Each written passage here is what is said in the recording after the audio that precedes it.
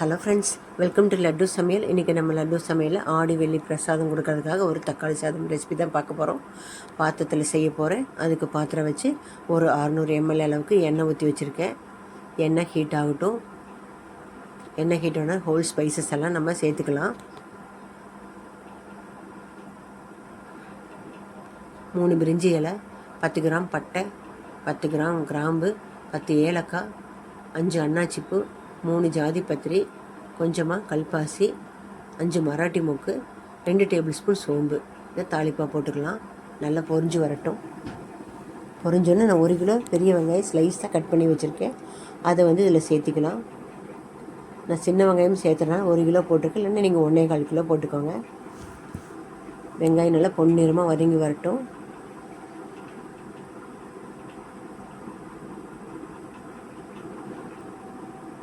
காரத்துக்காக ஒரு 15 பச்சை மிளகாய் இப்போ சேர்த்திக்கலாம்.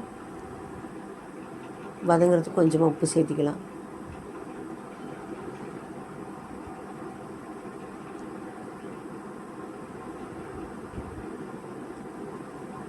இதில் ஒரு கைப்பிடி அளவுக்கு கருவேப்பிலை சேர்த்துக்கலாம்.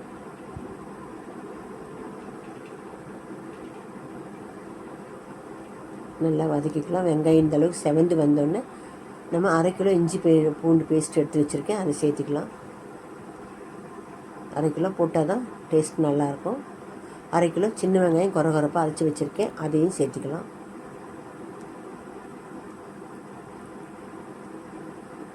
இஞ்சி பூண்டோட பச்சை வாசனை போகிற வரைக்கும் நம்ம நல்லா வதக்கிக்கலாம்.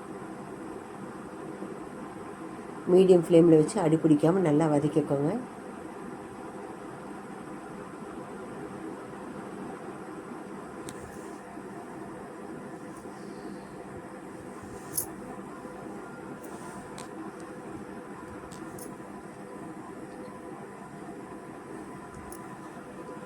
பச்சை வாசனை போகிற வரைக்கும் நல்லா வதக்கிக்கலாம்.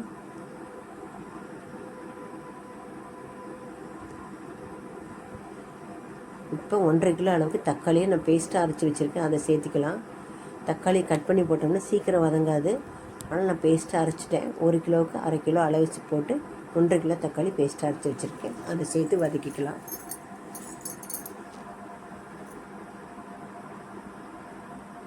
தக்காளி நல்லா வதங்கட்டும். தக்காளி நல்லா வதங்கி வந்துருச்சு. இப்போ நம்ம புதினா மல்லி சேர்த்துக்கலாம். 2 கைப்பிடி அளவுக்கு புதினா மல்லி சேர்த்துக்கலாம். 1 கட்டு புதினா, 1/2 கட்டு மல்லி சேர்த்து நல்லா வதக்கிக்கலாம்.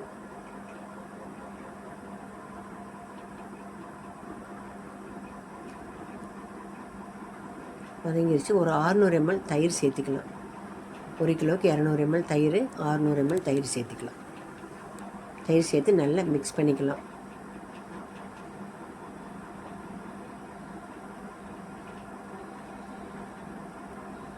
நல்லா வதங்கட்டும். இப்போ 2 எலுமிச்சம்பழம் சாறு புளிஞ்சு எடுத்து வச்சுருக்கேன். அதை இதில் சேர்த்துக்கலாம். சேர்த்து நல்லா வதக்கிக்கலாம்.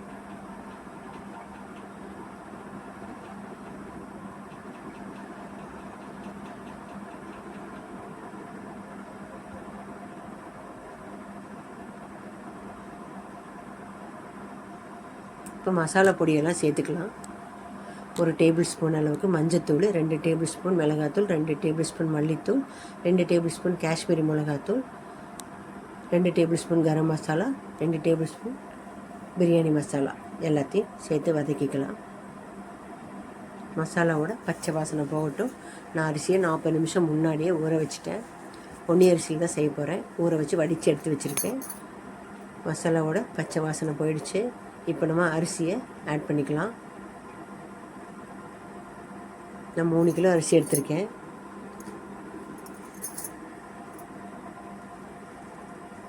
நல்லா ஒரு தடவை மசாலாவோட அரிசியை கலந்து விட்டுக்கலாம்.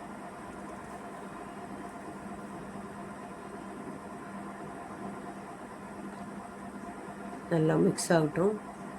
நான் 1 கிலோ அரிசிக்கு 3 லிட்டர் தண்ணி ரேஷியோவில் 9 லிட்டர் தண்ணி எடுத்திருக்கேன். பொன்னி அரிசிங்கனால 3 லிட்டர் தண்ணி எடுத்துக்கலாம். பாசுமதியாக இருந்தால் 2 லிட்டர் போதும். தண்ணி அளவாக எடுத்து வச்சுருக்கேன். அரிசியை நல்லா மிக்ஸ் பண்ணி விட்டுட்டு தண்ணி சேர்த்துக்கலாம். எல்லா பக்கமும் கலந்து மசாலாவோட அரிசியில் ஆட் ஆகிடுச்சு. இப்போ நம்ம அளந்து வச்சுருக்க தண்ணியை இதில் சேர்த்துக்கலாம். 9 லிட்டர் தண்ணி ஊற்றியிருக்கேன். இப்போ இந்த சாதத்துக்கு தேவையான உப்பு சேர்த்திக்கலாம். நான் பிரசாதங்கிறதுனால டேஸ்ட் பார்க்காம தான் சேர்த்துறேன். அளவாக பார்த்து சேர்த்திக்கோங்க. சேர்த்துட்டு நல்லா கலந்து விட்டுக்கலாம் ஒரு தடவை.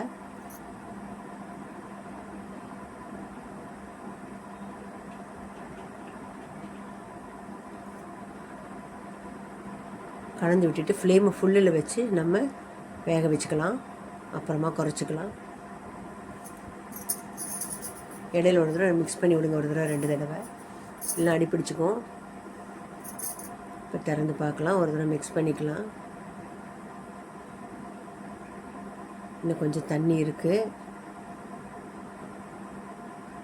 மறுபடியும் மூடி வச்சுக்கலாம். தண்ணியும் அரிசி லெவல் ஆகும்போது நம்ம தம் போடணும். இப்போ மறுபடியும் திறந்து பார்க்கலாம். தண்ணியும் அரிசியும் பாருங்கள் இந்த அளவுக்கு மிக்ஸ் ஆகணும். லெவலான வாட்டி நம்ம தம் போட்டுடலாம். நான் சுடு தண்ணி ஹீட் பண்ணி வச்சுருக்கேன் ஒரு பாத்திரத்தில். இப்போ நம்ம தம் போட்டுக்கலாம். நல்லா கலந்து சமப்படுத்திட்டு அடியில் ஒரு தோசைக்கல் வச்சு நம்ம தம் போட்டுக்கலாம். அப்போ தான் அடி பிடிக்காது.